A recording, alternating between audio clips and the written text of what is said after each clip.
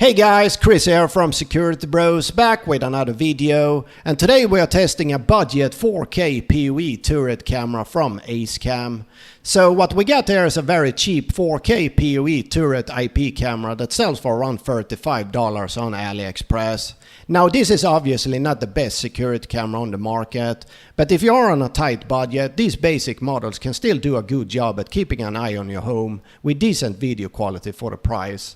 If you decide to buy these cameras, I would recommend you connect them to an NVR since they do not have a SD card slot, and any NVR that supports OnVIF should work. I had no problem finding the camera using OnVIF Device Manager. This IP camera is not as user-friendly as many other consumer brands since it comes with a static IP address, which you need to change to an IP address that works within your network. I have a separate video on how to do that, which I will link in the video description. You can access the camera through a web browser, however Live View only works with Internet Explorer, and since that browser is discontinued, we have to use Microsoft Edge. Then go to Settings, Default Browser, and add Internet Explorer mode page. Basically you just add the camera's IP address here, and after that you can watch Live View.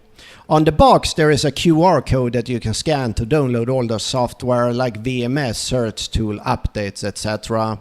I also reached out to Asecam and asked what app to use since I couldn't get the XMI app to work, and they said it works with an app called Watilon, but since that app is not available on Google Play Store, I didn't want to download it. So at daytime the image quality is decent and you should be able to identify someone at around 5 meters and read license plate at maybe 10 meters. At night it looks decent when there is no movement, but as soon as there is movement it gets quite blurry. And the camera do have built-in spotlights as well, so it can record in full color, but even with the spotlights turned on, it is blurry when there is movement. Build quality seems to be decent and the camera itself is made of metal while the bracket is made of plastic. So hopefully it should last a long time being placed outdoors. It does have an IP67 rating and a working temperature between -45 to 55 degrees Celsius according to the specs. It uses an 8 megapixel sensor that records in 3840 by 2160 at 15 frames per second, and the camera I got has a 3.6mm lens, but I think they also sell a 2.4mm version. It supports human detection and you can also set up intrusion detection. The camera do have a microphone so it can record audio, however it's not the best audio quality. Okay, so the static IP address from factory is 192.168.1.10 and the username is admin and the password is 123456. To change the IP address or turn on DHCP, you can use Hikvision's SADP tool. It will automatically find the camera on your network and then you can change the camera's IP address. When you have changed the IP address to one that will work within your network, you can access the camera's web interface by typing the camera's IP address in a web browser. I will just quickly show you all the camera settings, and if it's too fast you can always pause the video at any time.